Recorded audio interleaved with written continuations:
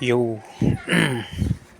So ito yung talong natin dito sa apartment, pero medyo may problem sa flowering stage na siya, pero ganito po yung nangyari. Ayan po. Hindi ko alam kung anong sakit nito. Summer kasi siguro kaya ganito nangyari. So apat sila. Yan.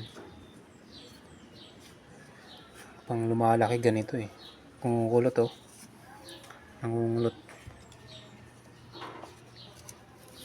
Yan naman. So yan na yung bulaklak niya. Pero hindi maganda yung yung dahon niya. Oh, yung lupa naman maayos yan. Ito yung bunga niya. Then ito rin yung sili natin.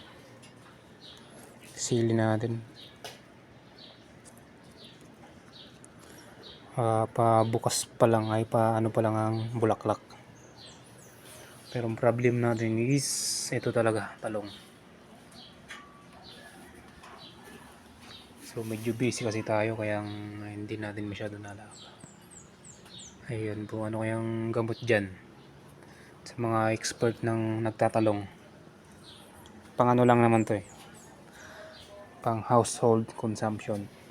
So nasa 3 months na rin siguro to, ang talong na to. Ayan po.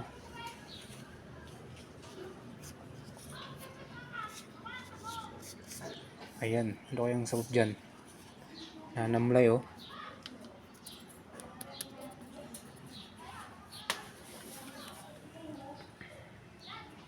Ayan siya. So halos lahat sila is mamumulaklak na rin. Kailangan siguro isprayando. Ayan po.